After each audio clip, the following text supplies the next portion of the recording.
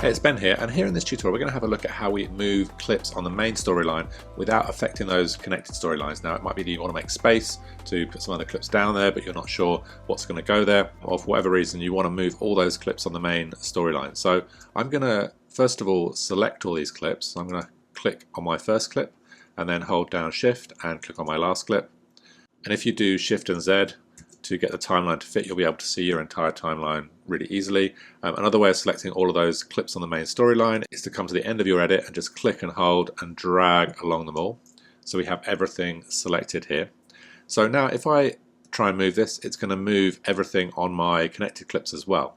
And what I want to do is actually change to the position tool here for this move, and now when I move it, it's actually not going to snap back to the beginning, but it's still moving those connected clips.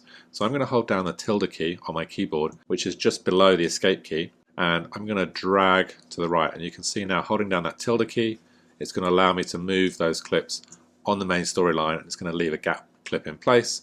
But now, basically, I've left everything else in place, so I can move things around really fluidly on whichever layer they're on in Final Cut Pro 10, even though it's on the main storyline. And then I can bring other clips down, particularly using the position tool, and I can drop them into place there. So you can see when I use the position tool and drop down onto the main storyline there, it doesn't move those connected clips. The magnetic timeline is kind of turned off temporarily there when we're bringing clips down to the main timeline. So hopefully that's useful if you're wanting to move clips around in your main storyline without affecting those connected clips. This question came from a question I had on one of my YouTube videos, so if you do have questions, then please do leave them in the comments below. I hope this is useful, and I look forward to seeing you on the next tutorial.